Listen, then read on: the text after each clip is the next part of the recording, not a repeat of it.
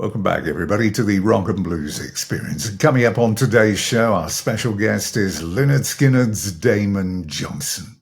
Now, just before we get there, a quick reminder that you can watch and listen to all of the content that we produced down the years over on the website at www.therockandbluesexperience.com, or if you prefer, you can interact via the YouTube channel, the Facebook page, Instagram, Reddit, in fact, all of the other social channels. Now, if you've not stopped by in the last few weeks, then do check out the recent features we recorded with Luke Morley of Thunder, the queen of punk rock, Toya Wilcox, fabulously entertaining as ever, and another Southern rock icon, Reg T. Walker of Blackfoot, and now Two Wolf. And coming up in the next few weeks, look out for a great piece we've already recorded, actually, with Dave Ellefson and Jeff Scott Soto, talking about their incredible new album. It is called Unbreakable, and it is one of the best rock albums of the year so far. And also coming up, Steve Bolton from the legendary Atomic Rooster. He's going to be joining me to look ahead to the band's first full-length studio album for 42 years, since 1983's Headline News. That is all to come. Now, back to today then. Just cast your minds back to when you were, 8, 9, 10 years of age. There you are, sat in your bedroom every night, posters of bands and rock stars all over the wall. And there's you, sat on the bed, trying to learn how to play on your first guitar whilst listening along to records on a turntable, dreaming of the day that you were going to make it big. Well, sadly for most of us, the day never came, but it did for Damon Johnson. Not only did it happen, but he ended up playing for and with all of those bands that he idolized growing up. Today, he stands where Gary Rossington stood for virtually 6 decades, within the confines of one of the all-time great rock and roll bands, Lynyrd Skynyrd. I met up with Damon a few days ago, and the conversation began right the way back at his place of birth, which is the home of Southern rock. But let's begin then with where you were born, basically, because you were born in the place that gave the world Southern rock. Macon, Georgia, the home of the Allman Brothers. But it's not only about the Allman Brothers, is it? Because music runs right the way through the veins of this place. Otis Redding, Little Richard, Phil Walden, who set up Capricorn Records, which actually promoted all of this stuff. So music is in the blood, isn't it? All true, Tim. And beautifully said on your part, by the way. Yeah, I think I always felt like the fact that I was born in Macon, I don't know, maybe I felt like I was sort of christened or ordained, like it was just my destiny to, to be a musician. My parents both love music to this day. I'm grateful to have both my parents still with us. And I just remember when we moved to Alabama, when I started grade school, I was always very proud to tell people I was from Macon, Georgia, because of all the things you just said, Yeah. And of course, it wasn't until a few years after that, the Allman Brothers came into my consciousness. And then Lynyrd Skynyrd's first album came out. I was in the 4th, 5th grade. I was just a little kid, but, Sweet Home Alabama was omnipresent the entirety of my life, So, do you know, it's funny, isn't it? How times change, right? Because when you grew up, you were growing up on this farm in northeast Alabama. It was your father that stirred the musical interest. He was the one that had the couple of Gibson guitars. And this was at the behest, wasn't it, of a friend who suggested it would alleviate the boredom of hotel rooms, because he was a traveling agricultural machinery salesman. Imagine if he was around 20 years later, he would have been on computer games and you may not have been in music. Yeah. I would probably have been exactly like my own children, Tim. They are all computer savvy. They've grown up in a house filled with guitars and pianos and music. No, my daughter plays a little acoustic, and my youngest daughter plays a little piano. That's it. They have no interest in a professional career in music. But yeah, man, a lot of credit to my dad because he loved the radio. He loved country music, pop music. So I was, he would come home with vinyl records that he had purchased. My mother has a beautiful singing voice. She sang in the choir in school. She sang in the choir in church and that kind of thing. So yeah, it was kind of in my blood, to have an interest in music. But to grow up in the 70s, particularly, for me to be 12 years old in 1976, there was all these other Great era. bands like Bad Company, of course, Zeppelin and the Beatles and the Stones, but the mid 70s was like the second tier. So the Doobie Brothers, Skynyrd, Thin Lizzy, massive influence, massive Aerosmith, as well as the radio, AM radio had all those incredible songs. And I never thought that it's something I just didn't think there was any path, Tim, to being a professional musician. Music was just something I loved with all my heart. And I put a little garage band together in the 8th grade. I was 14. We just did it for fun.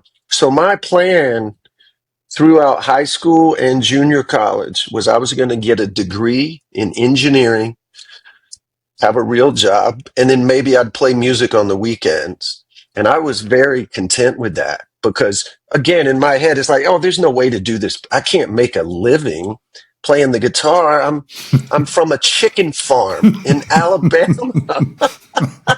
I love it. There's no path. There's no path. And I had the posters on my wall, Yeah, Tim. yeah. I had a giant Lynyrd Skynyrd poster on my wall, and I would sit on the edge of my bed.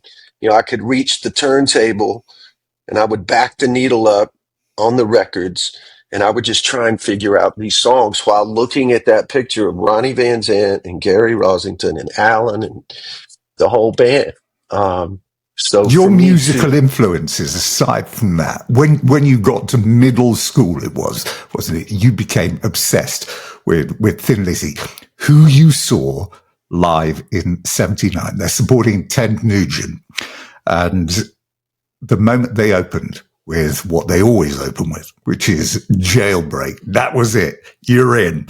And then I'm picturing you the next day getting up out of bed, the adrenaline's buzzing, and you're down to a place, was it Turtles Record and Tape Store? That's it. To buy 4 albums. You see, you bought Johnny the Fox, Bad Reputation, Live and Dangerous, and Black Rose. What a quartet of albums. The encyclopedia of all of rock and roll is contained in those 4 records. That's all any young person would ever need to set them on their path.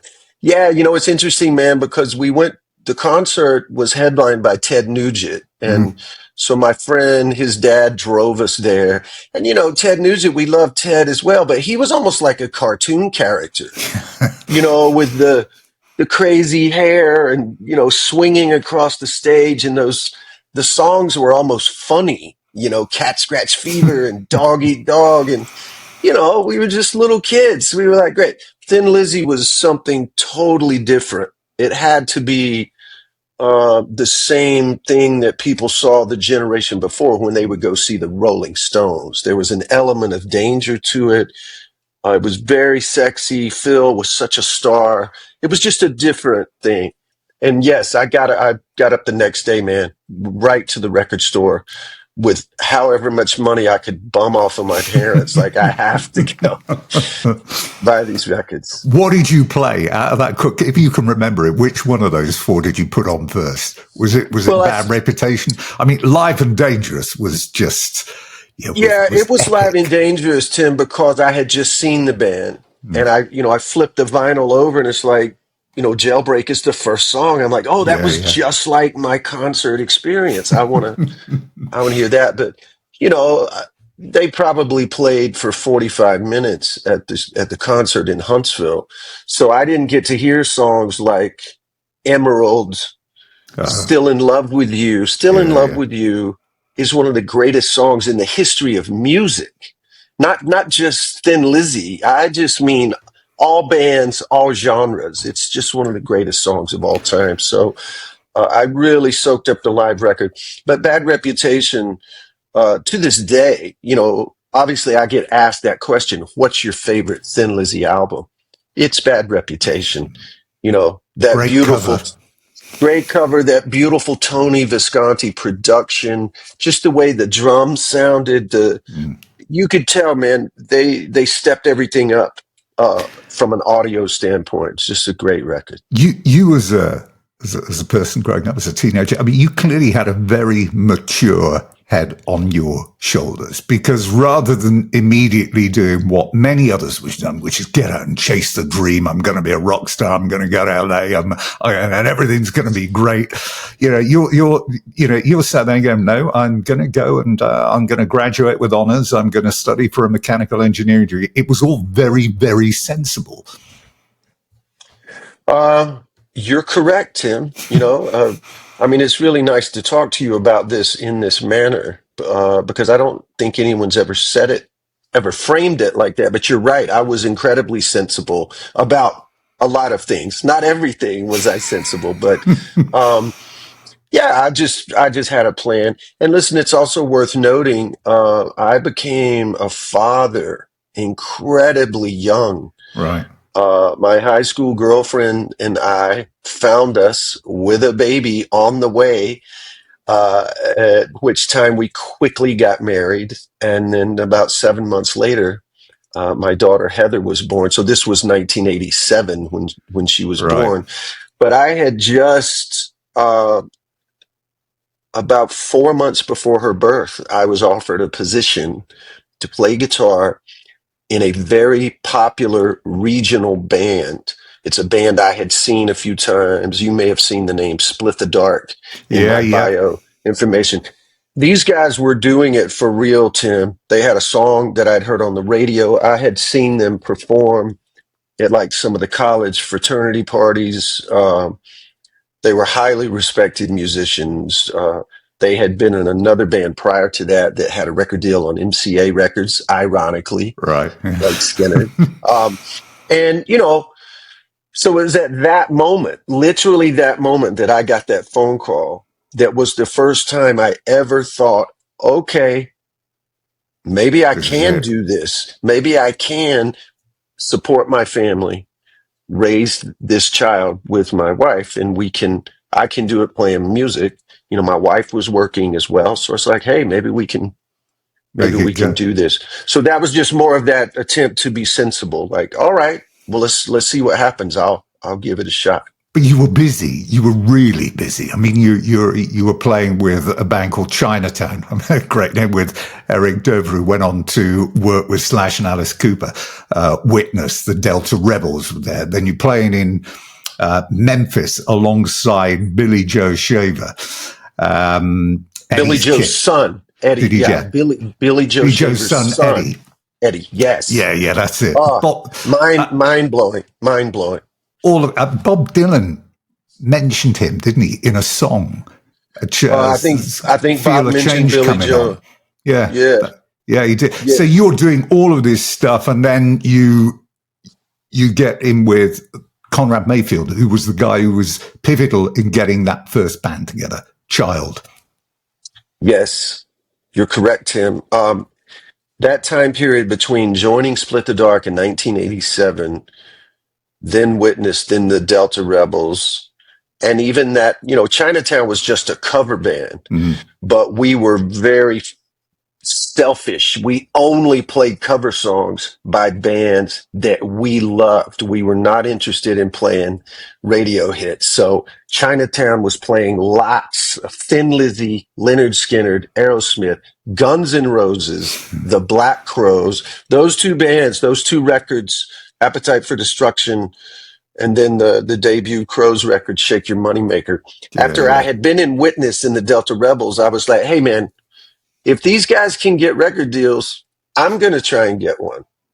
And Conrad Rayfield was, you know, none of the, you and I wouldn't be talking, Tim, had it not been for the belief and the support of Conrad, because he was my manager.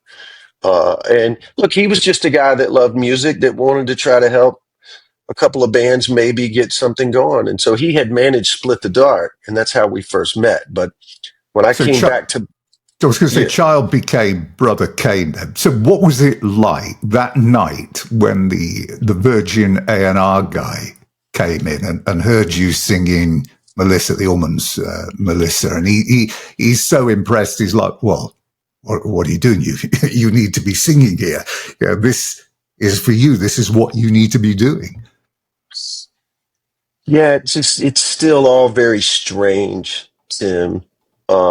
It could be argued it was, again, it was fate or it was Mm-hmm. destiny. I don't know.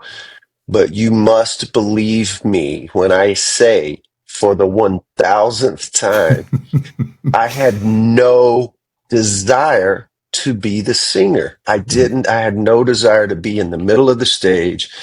And more importantly, I just didn't have the desire of carrying the responsibility of writing all the lyrics. Like, I'd never Yeah, written yeah, any lyrics really in my whole life, Tim.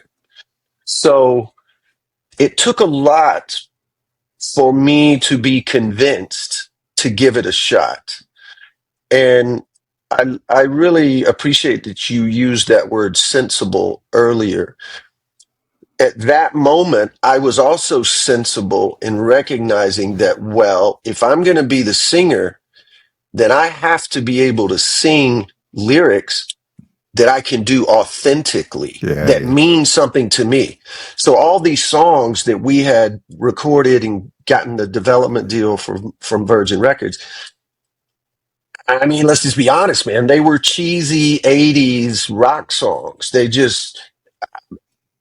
All I cared about was the guitar parts. Like, oh, I like this song because the riff is great, and listen to my guitar solo. It sounds great.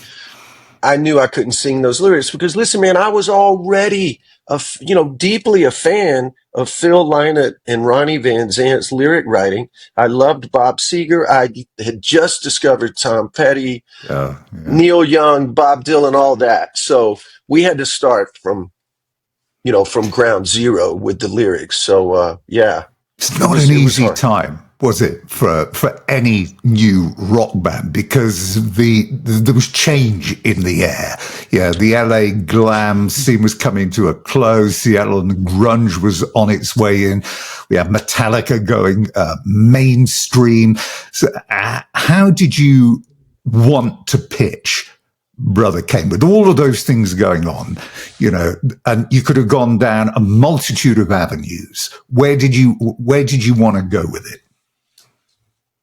We wanted Brother Kane to just be a straight ahead rock and roll band. Mm, Not even as image conscious as even the Black Crowes. I mean, there was nothing about the Black Crowes that lent itself to glam or, mm, hair bands or any of that. I just wasn't into that kind of stuff anyway.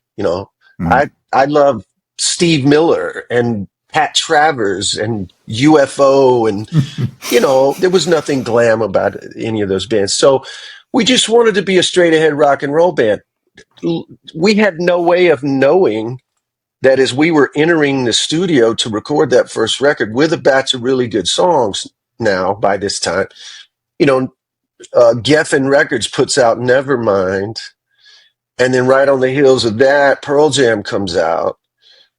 Soundgarden I was aware of and really, really liked them, but there was no way to know that those three bands were going to change the entire Yeah, rock music mm, landscape, for the next 5 years. yeah, sure. So in some way, Brother Kane was a little behind the times, but in some other ways, we were a little ahead of the time. And it's been said to me many times, well, you guys were such a great band. You had great songs. It was just bad timing. I don't agree with that. We were a good band. We had good songs. We had a great radio promotion staff, Mm, Tim, at rock radio at that time. yeah, yeah. What we had was a lead singer who was hanging on for dear life, just trying to keep up. I had not developed as a singer or a front man. In the clubs, I was confident with a guitar in my hand, but we recorded that first record in the summer of 1992. 1 year later, man, we've got the number one rock song in the country, and we're on tour with Robert Plant, Lynyrd Skynyrd and Bad Company, and then early '94, we're out with Aerosmith. I I wasn't equipped to you know what I'm saying, Tim? Yeah, To, yeah, like yeah, to yeah, yeah, for present to sure. present myself from the stage as like, oh, this guy's special. Because then our record is out at the same time as Chris Robinson, Eddie Mm. Vedder, Chris Cornell, Scott Weiland, Kurt Cobain. Um, But I did the best I.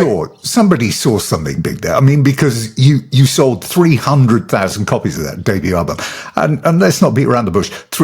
If you went into a record company now and they thought you were going to sell 300,000 copies of an album, they'd be falling over themselves to get the limos in and the Yeah, hotels and the first class flights. So it was a big noise, and you had Marty Friedrichsen. Now this was the hot shot, raw new talent on the block. So what were your early memories of working with him on those well, Brother Kane albums as well? yeah, I'm glad you asked about Marty, Tim.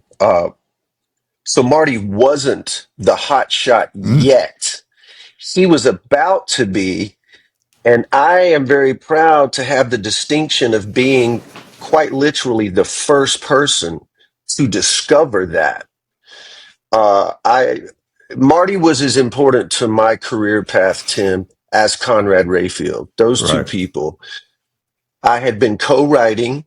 I had three or four really good songs, but when I met Marty, we became Mick and Keith. We became, Lennon and McCartney.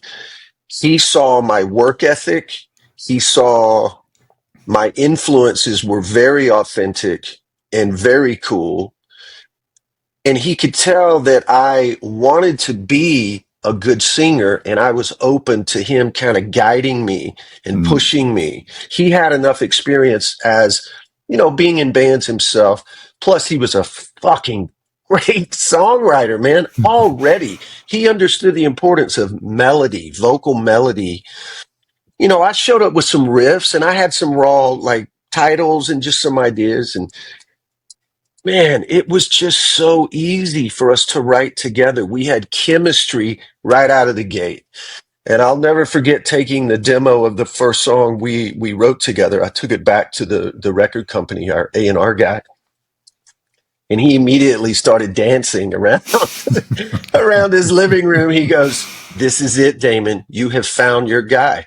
I want you to write I want you to write 10 more songs just with Marty." And that's what we did. And that's why that record sold 300,000 copies, mainly because of the songs that Marty and I wrote together. That many bands would literally give limbs to get on tour with Aerosmith, Van Halen, the whole Robert Plant, Lynyrd Skynyrd. I mean, people were falling over themselves to have you on tour with them. The tour with Van Halen you described as the greatest experience of our lives at that time. These guys, I think it was a great term you used. They occupied significant real estate when I was growing up. This is where I Yeah. wanted to be. So, and then you've got Yeah. Robert Plant saying, "Hey, the way you play slide guitar sort of reminds me of Jimmy Page." How did you actually manage to sleep at night with all with all this going on? You're getting up. You got I Sammy and probably, Eddie tomorrow. You got Tyler next week. I mean, the experiences must have been worth a book on their own. yeah, man. That's so much fun for me to hear you kind of recount all three of those in one short paragraph there. Yeah, see, I think those were the events, Tim, that were giving me confidence. Mm. Those were the things that were helping me just kind of feel good about the band, about myself, about the direction we were headed in and what we were doing. Because you get an endorsement from Robert Plant, an endorsement from, Brad Whitford and Tom Hamilton from Aerosmith, Eddie Van Halen and Sammy Hagar.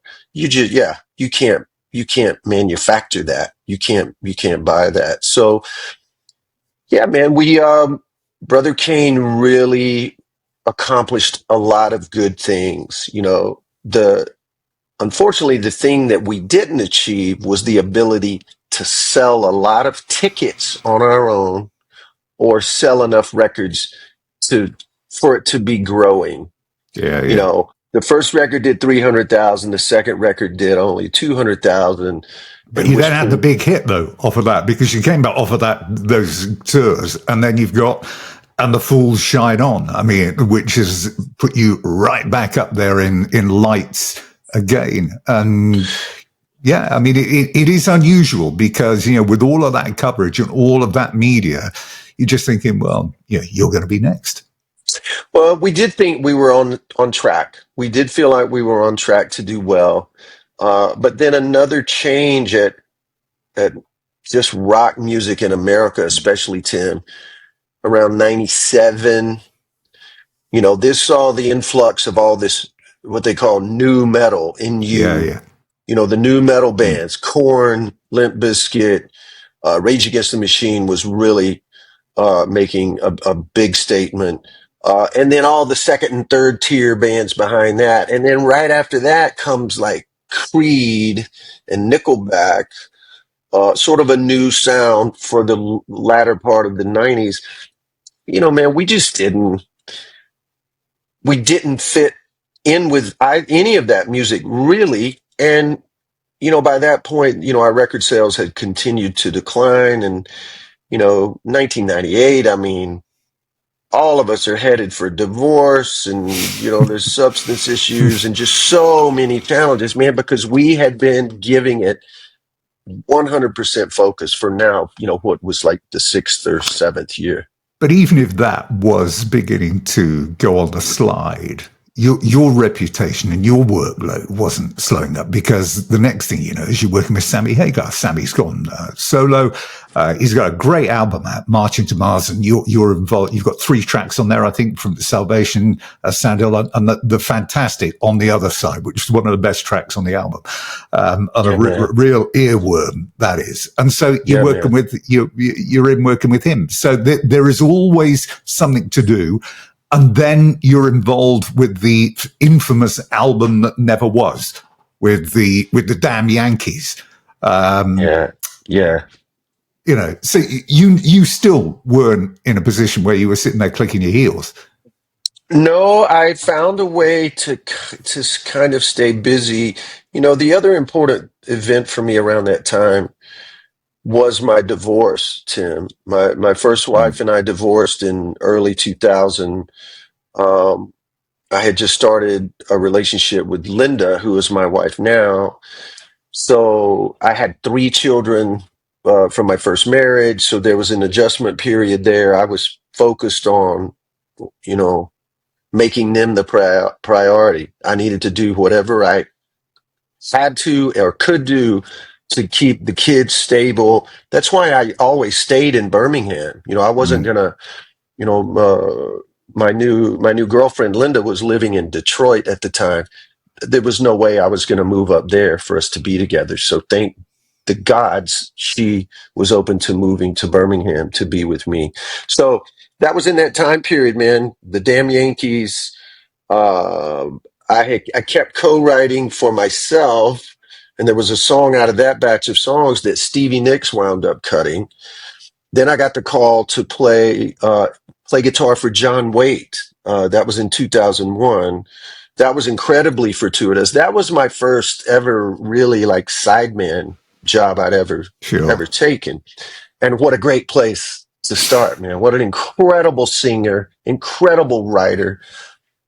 John, I always credit John for my Bob Dylan education. He really set me on the right track with Bob's catalog. And, I didn't realize it, but this is all still feeding Damon Johnson, the songwriter, Damon Johnson, the artist, Damon Johnson, the band leader, for down the road. You know, I was still the same kid from Macon, Georgia that just loved music. And sometimes the phone would ring and it would be something cool. And I would go, okay, yeah, let's try that.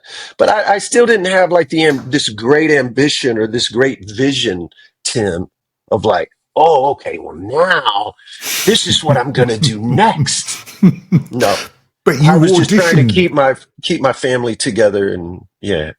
You auditioned for Alice when Eric left. And it's very close to that anniversary because it was August the 26th of that year. So what we are now, August the 28th. So August 26th, you auditioned for that. And I love this because you're actually sat in the hospital with your now partner, your wife, after the birth of your first son with her, Gabriel, I think his name is, and you're learning your tracks on an iPod. People will sit there and think, iPod, I remember those. What are those? Is that's that? Yeah. So you're sat there learning tracks. You got a baby and your wife is there and Alice is on the horizon. I mean, again, another great time. That's a true story. That opportunity would not have happened without my old friend, Eric Dover. He had put my name forward to the Alice camp. And my two favorite stories about that, Tim, and I pledge to be brief. You're correct. I was sitting in the hospital room, my infant son in the crib, my wife in the big bed, just having given birth. I've got my headphones and my iPod. I'm learning all these Alice Cooper songs. I was a fan of Alice's, but not as deep a fan as I was some of the other bands we've discussed. So I was having to pay attention. Gabriel's born on the Tuesday, the 24th. I practice at the hospital the 25th. I get on an airplane the 26th. I fly straight to Los Angeles, get in the cab, straight to the rehearsal space. I get out of the cab, and there's three of the other guitar players that were also auditioning. I see them standing or outside. And Tim, they all look like they're going to a Motley Crue video shoot, to be in the band. Like they're in full makeup and all these leather and studs. And I'm in a pair of Levi's and a t-shirt, and I've got my Les Paul and a gig bag and my Chuck Taylor sneakers on. And my first thought was, well, I blew it. Nobody told me I had to dress up for Halloween just to come and do this audition. So they very graciously let me be the last guy to audition because I had flown across the country. Everyone else was in Los Angeles. So I go in, I meet Ryan Roxy, Chuck Garrick, Eric Singer is there to play drums. And Alice's daughter, Calico. Alice wasn't there, Tim. He was in Phoenix shooting a television commercial. So they were videotaping the auditions. Right. Incredible. And it was all happening really fast. So I'm just like, I plug into the amp and I had a couple of pedals and all right. I'm like, well, what do you guys want to play first? And Eric goes, well, how about No More Mr. Nice Guy? I go, cool. So I play the riff and somebody else sang lead, and then I get on the mic to sing backup vocals, and I'm watching Eric and kind of locking in, and it's all feeling good. Well, we end the song, and Eric Singer jumps up out of his chair, Tim. He throws his drumsticks on the ground. He goes, that's the guy right there. That's the guy. He goes, you guys have wasted my time today bringing in all these, I can't remember what term he used, but poser, he's like, man, some of those guys couldn't even tune their guitar. Now this guy walks in, he's just come cross country, giving birth to a new baby, and he's playing in the pocket. He can sing great background vocals, and I'm just like, what? It's brilliant. So I have extra love for Eric Singer for that. You did multiple tours. You recorded Dirty Diamonds. You got 5 credits on that. So you're talking about the development of your songwriting career. I mean, you know, you're moving toward the nadir, aren't you? I mean, 5 credits on that album. Now, was that album all done and dusted inside 2 weeks? Because that was what I read. It was like Alice was like, yeah, well, we did all that in 2 weeks. You're thinking that's a lot to do. He's telling the truth. He's telling the truth. We did a little bit of writing together. You know, I think that was his mission statement right from the beginning. He wanted to write most of the songs with his existing band, and I just happened to show up at the perfect time, Tim. So, you know, I played with Alice over 2 periods of time that would add up to almost 5 years. And when people say, what was your favorite experience with Alice? Besides all the golf we played, my favorite moments were writing songs with him and sitting at a table, and to get the glorious experience of seeing him turn into Alice Cooper, the songwriter, not the showman, not the performer, not the husband and father and golfer. That incredible songwriter that he's been his whole career. I got to sit front row with him, you know, bounce ideas off with him. Tim, you just can't make that stuff up, man.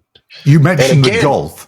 The golf. And that's where you met Scott Gorham, wasn't it? On the golf course in 2006. You're playing with Alice, a Dougray Scott, as you do.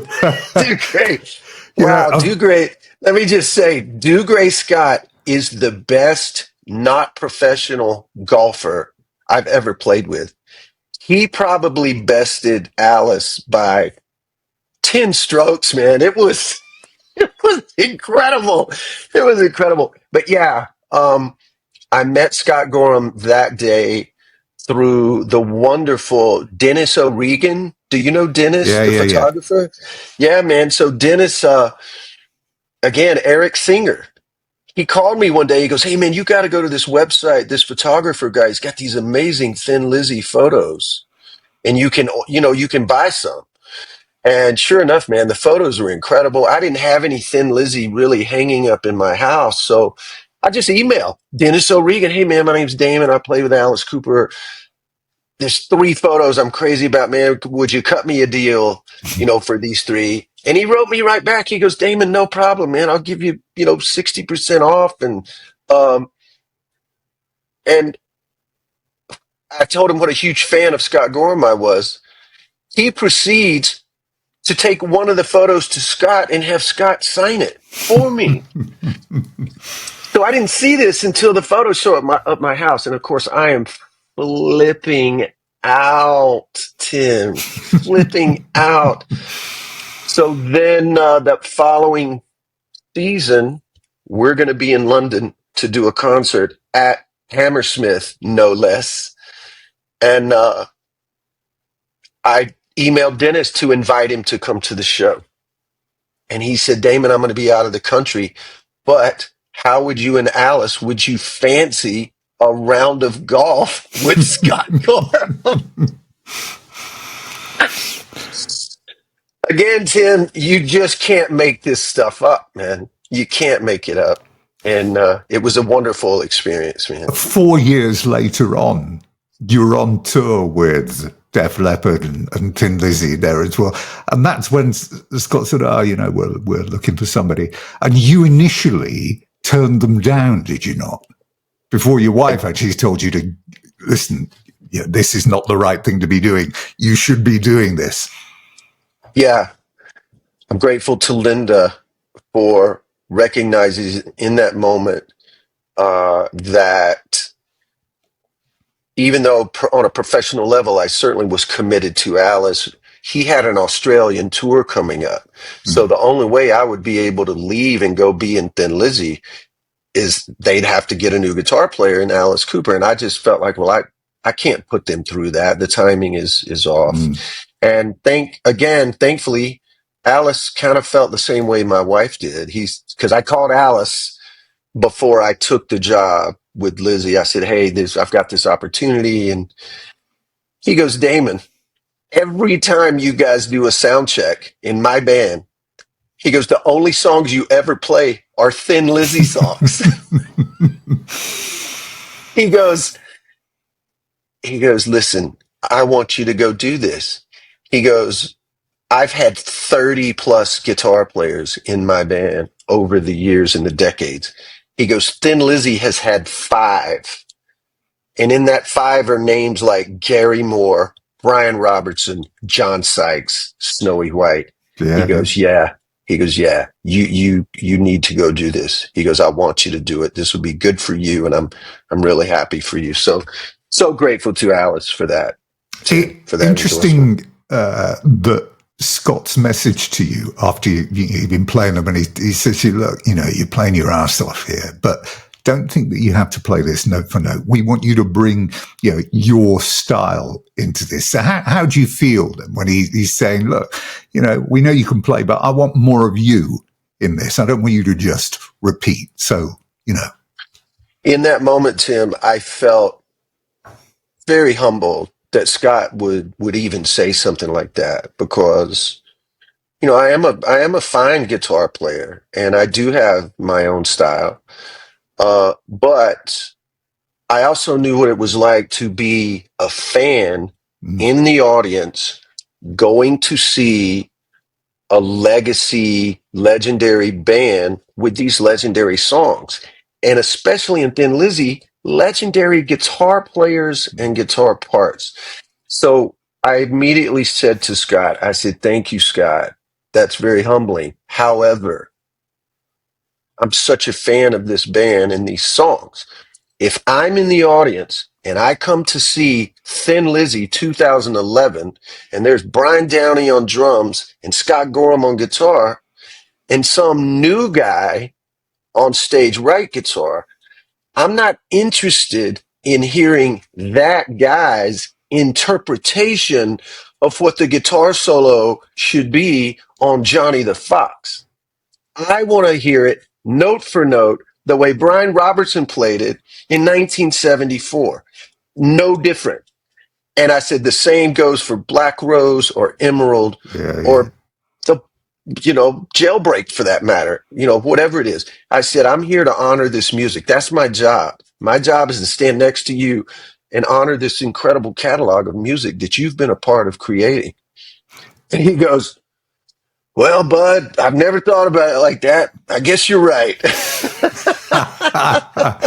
But he was also right as well when they made a really good decision, which was not to record new material as Thin Lizzy, and instead we got the excellent Black Star Riders, and immediately you struck up this extremely fruitful partnership with Ricky Warwick.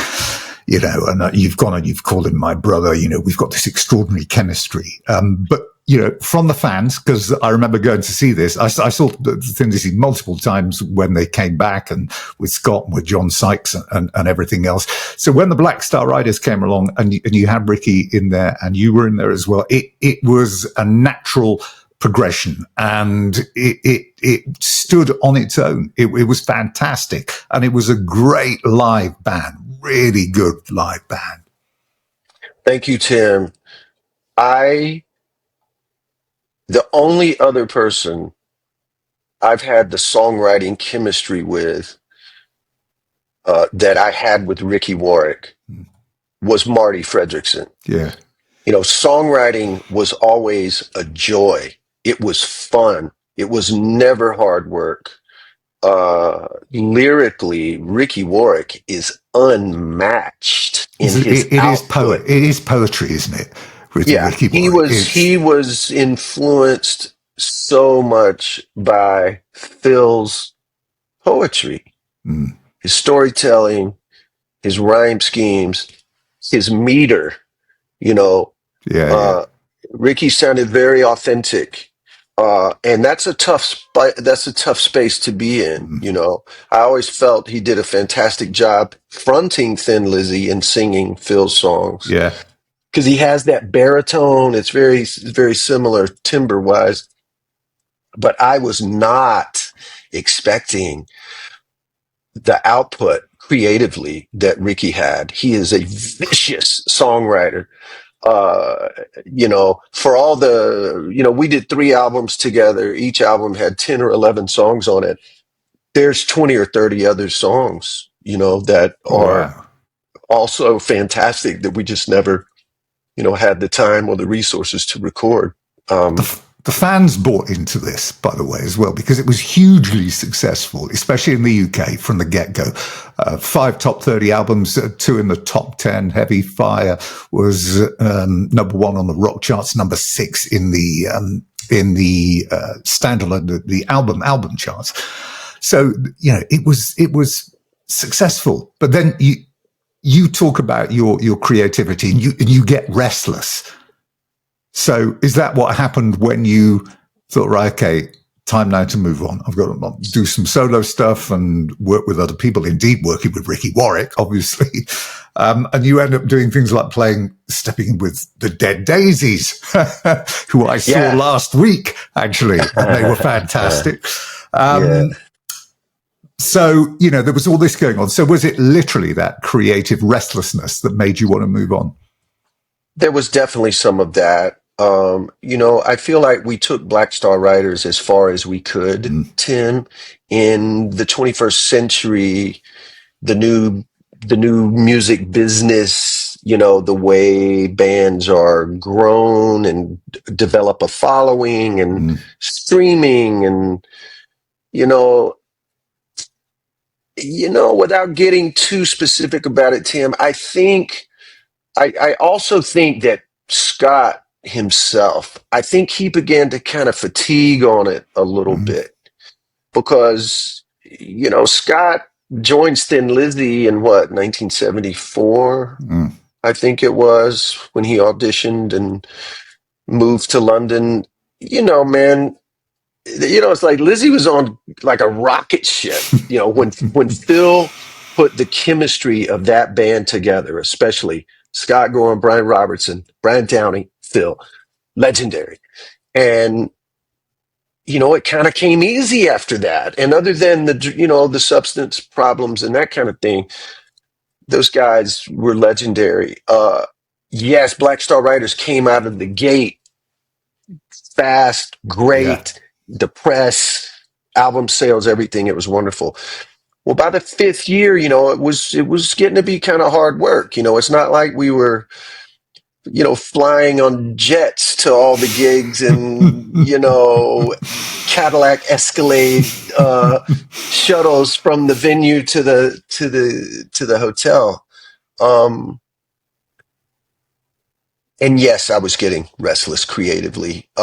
Again, I'm so thankful to Ricky because he was very encouraging of me. He's like, Damon, you're a great writer yourself, man. He goes, look, we're really fortunate to be in the same band together. And that's why we had that output of those great songs over those 3 records. But, Tim, we were building our following on another continent from where I live. Yeah, sure. Where my family is, we couldn't just do a 3-week Black Star Riders tour. If we got the band and the crew and all the routing together, man, I'd have to be gone from home for 7 weeks, 8 weeks, 10 weeks. It's a long time. It's a long time, man. I still had 2 young kids at home and, leaving that responsibility to my lovely wife. It's a lot of work. So it was all those things. And that's why I pulled back and stepped out. And, I was very content, man, to just make solo records and keep writing. And yeah, the Dead Daisies did call. I filled in for David Lowy on a 3-week run in the US. They were supporting Whitesnake. It was so fun. It was so great. So I'm always thankful to get phone calls like that. Your phone, when it does ring, there must be something inside you going, right now, I wonder what's going on here. Because I just want to go back to 2011. Just before I get to Lynyrd Skynyrd, I just want to mention one more thing that you did, which is so out there, and it's just another ordinary day, and there's a phone ringing, and it's Marty Friedrichsen's on the phone. Look, we've got a one-off show in Vegas. Steven Tyler is going to be singing. Jeff Beck's going to be playing. Or Sting's going to be there as well. And there you are on stage playing Sweet Emotion with, this collective that people would, literally, they'd sell their soul, wouldn't they? That, they're on the crossroads of life and they really think about shaving off a few years if you could get in and play with these guys. But what was that like? I've seen the video. It's incredible, just incredible, Tim. It still just feels like some kind of a dream. It just feels like it wasn't even real. And I'm so grateful to Marty that he thought of me in that moment. And the timing of it was perfect because I was between Alice and Thin Lizzy. And,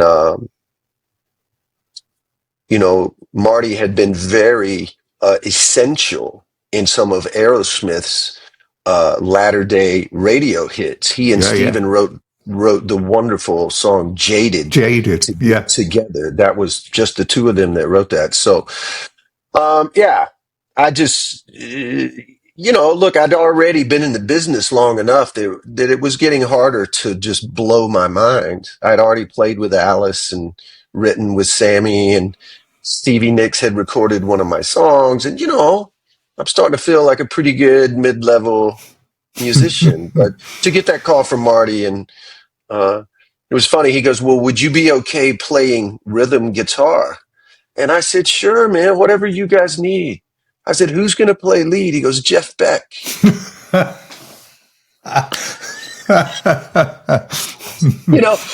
I think I might have physically sort of fallen out of my chair. And I said, oh, my God, Jeff and Steven. He goes, well, there's more. He goes, we're going to have a guest bass player on Sweet Emotion. I said, who, John Paul Jones? He goes, better. I said, Geddy Lee. He goes, better. Incredible. And Sting was so wonderful, Tim. He was so wonderful. We had one rehearsal in Las Vegas the day before the show. And I knew I'm a fan, deep fan of Sting, studied his songwriting for decades. They said, what's it going to be like with Sting? I said, well, I tell you one thing, he's going to be on time. So we can't be late. We have to be there early. Sure enough, man, 1:45, in walks Sting with his bass on his gig bag. And he had his tour manager with him. And he was very workmanlike. He was very professional. We're talking about a legend. We're talking about one of the icons of all rock pop music of all time. Yeah. Of all time. He was just another working stiff just like me. And he came straight over and introduced himself. And he said, Damon, I've got some questions about this bass part on Sweet Emotion. Could you work with me? I said, of course, anything you need, Sting. So we just had this wonderful interaction. And Tim, there was a moment the next night before the show. The first person who came to me was Steven. He goes, hey, Damon, I've got you turned up in my right ear because I want to hear that riff, man. You're playing the riff great. So I said, okay, cool, man. Awesome. Then Jeff Beck comes over. He says, Damon, will you cue me on when the talk box comes in, on the intro? I said, no problem, Jeff. I got you. Just look over at me. I got you. Then Sting comes over. Damon, don't forget, nod at me in that middle section when we go back to the riff. I said, Sting, I'm going to be standing just off your left shoulder. You look over at me. I got you. And the lights go dark. And Tim, I just remember looking down at my boots and thinking, who has my life? Who ever in the history of music It's amazing. has an experience like this, man? And we opened the entire show. It was this big event they have over here called the iHeart Radio Festival. And it was in the MGM Grand, arena. And we were the opening act. and it's filmed Brilliant. live. It's just insanity. And here I come, man, from Alabama, from the chicken farm with my Les Paul, Is this giving Gertrude? steam. Is that Yeah, Gertrude, by the way? that It was is. that was Gertrude. That was Gertrude, So my it beloved. feels like you've come full circle. You're back to the very early influences of the 70s before you got into Thin Lizzy and Van Halen, before they came onto the scene. And you said that Gary Rossington's guitar playing consumed me from day one of discovering their music. And then, it's as if by magic, here you are with the legendary band and Gary himself. It is a little magic. It's the only explanation, Tim. There's a little magic happening, you know. Um, yeah, it's interesting that Ricky Medlock and I actually met in 1993, the first Brother Kane tour dates. He was still in Blackfoot, Yeah. and we had two shows that came our way for us to open for Blackfoot in Texas. And Ricky and I, he just took a shine to me for some reason. He had already heard our song on the radio. He came down early to watch us play, and after the second show, he gave me his phone number and just said, "Hey, man, keep in touch." And we've been great, great friends ever since. And you So toured with Skynyrd as well.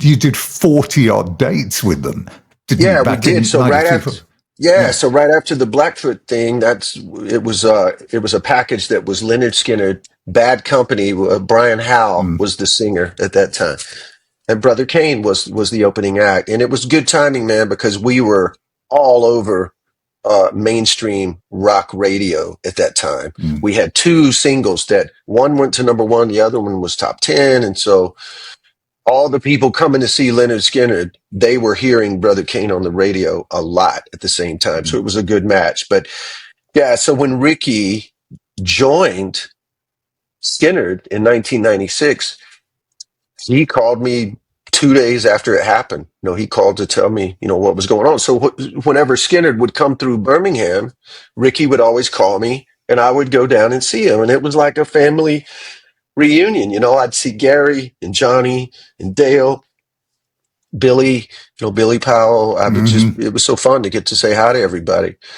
So, on a lot of levels, it makes absolute sense that they would have reached out to me in 2021 when they were looking for somebody to fill in for Gary so they could maintain this existing run of about 20 concert dates.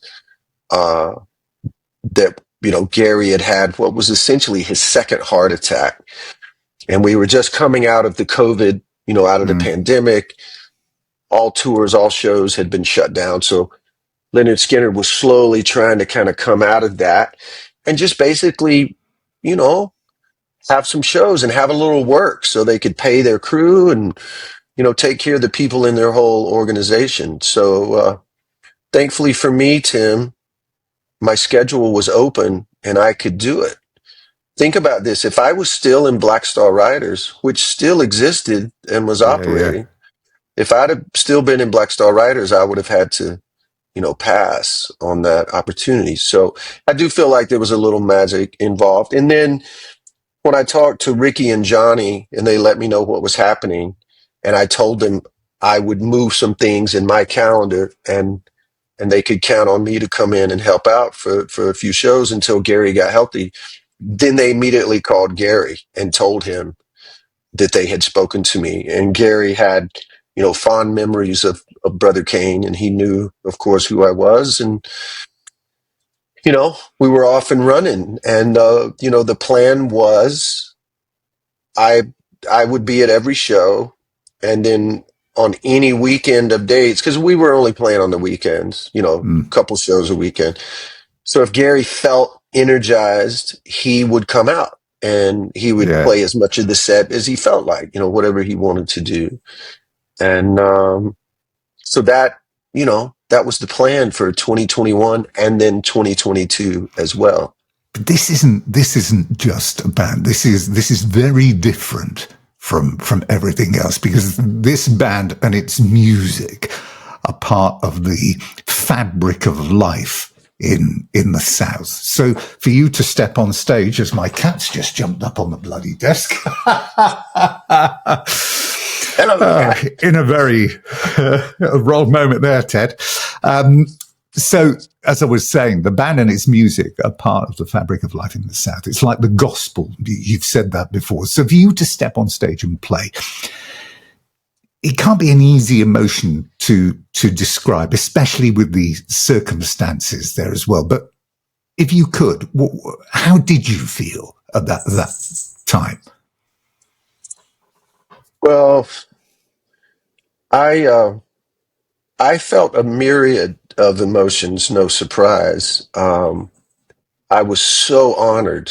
I was just so overwhelmingly honored that Ricky and Johnny and Gary would think of me and reach out to me to step into what is really a hallowed position. You need to realize, Tim, that in the 50-year existence of Lynyrd Skynyrd and the multitude of good musicians that have filled different positions on stage over the years, different drummers, different bass players, different guitar players, there had only been one guy on stage left playing electric guitar for the entirety of those 50 years, and that was Gary Rosington. And I'm a big enough fan to know the gravity of that. So there's no way, there's nothing in me that was just like, oh, I'm a professional. I got this, no problem. There's no way that I would even attempt to discount. It wasn't so much pressure, but it was just a deep respect for that moment, for that role. And of course, for those parts of Gary's look, man, after the plane crash and then when they reunited in 1987, for all practical purposes, it was Gary's band. It was his band. He was the boss. He called the shots, and everybody looked to him for direction and guidance. And, I'm so grateful to the band, and the crew and the management. Everyone was incredible. Everyone just came to me and said, hey, man, whatever you need, you let us know. Thanks for helping us out. So it was always expected as well, wasn't it, that he would recover? I mean, Johnny and Ricky were on this show about a month ago, and everybody expected him to recover. And as we know, it didn't happen, and he passed in March of 23. But it was always his wish that the band would continue and that you would take his place. Did the pair of you ever discuss that while, obviously, in the time leading up to his passing? I mean, did you ever, or did he ever talk to you about the future? And, when I'm over and done, I want you to, be the man to take over from me.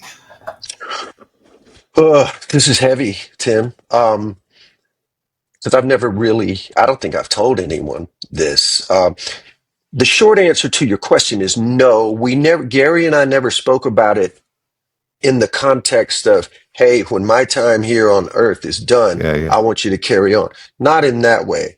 But a beautiful, beautiful thing did happen when we had rehearsals in 2022.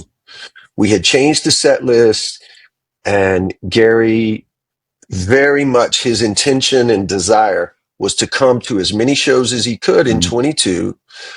And so we had full production rehearsals that spring.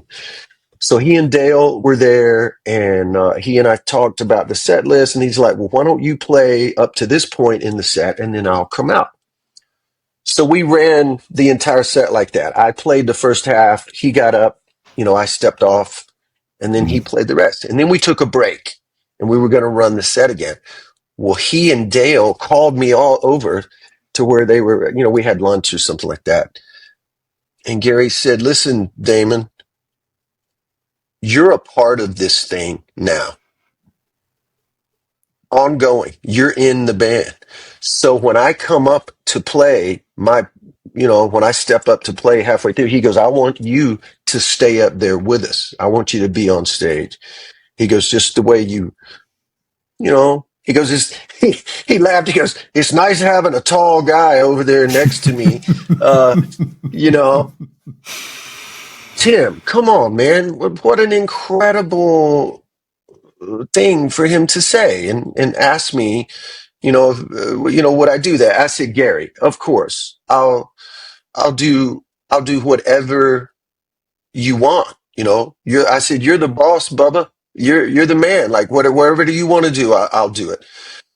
Um, I think that was the only time it had ever crossed my mind that, he was thinking about the future, and moving forward. So that was a beautiful moment. And, I'm extra glad that that moment is kind of captured on video because uh, the Skynyrd has a wonderful photographer, videographer that has, captured a lot of content over the time that I've been here. So I'm grateful for that. What was that first performance like? The first time you stepped on stage after his passing, because there must have been a completely different feeling than with Gary not there. Yeah, it was so many things all at the same time, Tim. I just remember we played a show in Florida, not ironically. It was a festival date. We had discussed canceling that show, and it was the legendary Dale Krantz Rosington that reached out to Johnny and Ricky, and she said, under no circumstances do I want you guys to cancel. I want you to go play that show, honor my husband and your brother, Gary. And then the day after that concert, Tim, was Gary's funeral in Jacksonville. So we literally came off stage onto the buses and we drove about 90 minutes north to Jacksonville to be there for the funeral the next day. So, the show was very somber. We were all incredibly sad. The audience was incredibly sad. And at the same time, there was this real feeling of gratitude to Gary. There was a feeling of honoring him and all of his work, his body of work, and of course, just the legacy of Lynyrd Skynyrd in general. It was just a heavy, heavy moment because Gary was the last original member, to pass. I know Artemis Pyle is still alive and well. Yeah. But Artemis didn't join the band until the third album. And the funeral was hard. That's a whole other, we could do a whole hour just about that. But it's 2 years past, and I'm still, I'd look at it this way, Tim. My job in this band is to honor Gary, to pay tribute to Gary, to pay tribute to those original band members and those incredible songs that are indeed the soundtrack of many people's lives, not just in the South, worldwide. We just did 3.5 weeks in Europe. Tim, it was glorious. It was incredible, because I've been to Europe many times with Alice, with Thin Lizzy, with Black Star Riders. This was different. This was just different. It was a different emotional connection between the audience and the band. You know, it's the first time Skynyrd has been over there, I Yeah, think, since 2000, either 17 or 19. it is. Yeah. It's been a while, and I'm sure there were a lot of those fans thinking like, well, maybe that's it. Maybe we'll never get to hear those songs again. So the band is in top form right now, and I just feel like I have one of the greatest jobs on earth. Not to mention the greatest job of my whole career. You know, to get to play Gary's parts and just try to do him justice. I'll never be able to fill those shoes ever. Uh, but what I can do is stand next to him on that spot on stage and give it my absolute best effort, you know, to honor him. And, you know, a little footnote you might be interested in, Tim, Yeah, is yeah, yeah. I'm playing Gary Rosington's guitar amps. I I'm did see playing, that. Yeah, yeah. yeah, I'm still playing his glorious PV Penta 100-watt heads merged with Magnetone, some Magnetone M80s, which were kind of gifted to him by Billy Gibbons several years ago. And Mm, so the tone that Gary was using for the last, you know, 7 or 8 years yeah, is a yeah. combination of those two amps, you know, together. I'm not switching between the amps. They're both Mm. on and they're both, and that's what makes the tone. So, you know, man, I feel like a kid in a candy store, you know, and if you'd have told 15-year-old Damon Johnson with those Skynyrd posters on the wall and the needle on those records, if you'd have said, hey, buddy, when you're 60 years old, you're going to be in that band playing Gary's parts, playing the slide guitar on Freebird, playing that solo to Simple Man and Tuesday's Gone, playing that unison solo to Working for MCA. That's what you're going to be doing. There's no fathoming that like, I So might have tell gotten me, angry. Yeah. tell me, out of all of the achievements, and there have been many in your career, all the great moments, all the great highs, all the amazing musicians that you've played with, and even having Stevie Nicks record the song, the one of the songs that you wrote. What's given you the most pleasure? Well, playing in Lynyrd Skynyrd is absolutely, it's a tie between that and whatever else you want to come up with. I mean, I'm certainly incredibly proud of some of the songs that I have written. Yeah, yeah. You know, if you go back to that moment when I was singing covers in the bar with Child in 1991, you know, to have my A&R guy go, hang on, man, I didn't know you could sing. Um, oh man, I could have never dreamed that I would have developed the skills to write some of the lyrics I have and some of the melodies I've come up with. I'm so proud of those, Tim. And you know, listen, man, this is the perfect time. I have to tell you something really important that we haven't even discussed. Yeah, go on.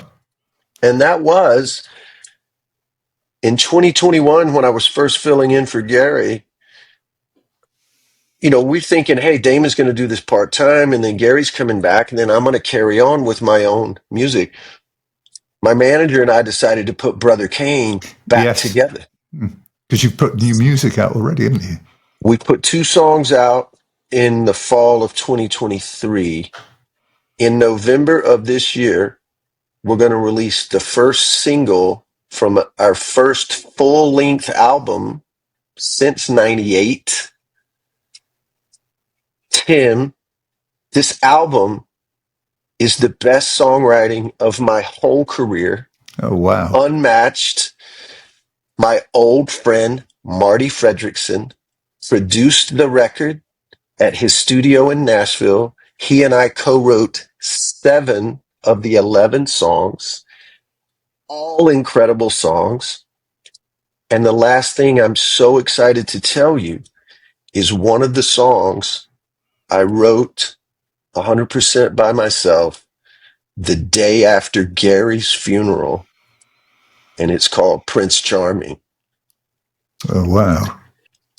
And on Prince Charming, I am joined in a duet with one Johnny Van Zant, slide guitar by one Ricky Medlock, background vocals by the wonderful and beautiful Carol Chase and Stacey Michelle, who are the Honkettes in Skynyrd. I cannot wait for you and the entire Skynyrd fan base to hear not just this whole album, but certainly. So when's that going to be released? In November? When we going to get to hear that track in particular? Or is that track is going to probably be the second song that we drop? We've got a up-tempo rock song that's going to drop first in November, followed 3 or 4 weeks later by Prince Charming. And the album is called Magnolia Medicine, which is a tip of the hat to the South. The magnolia is a prominent flower here.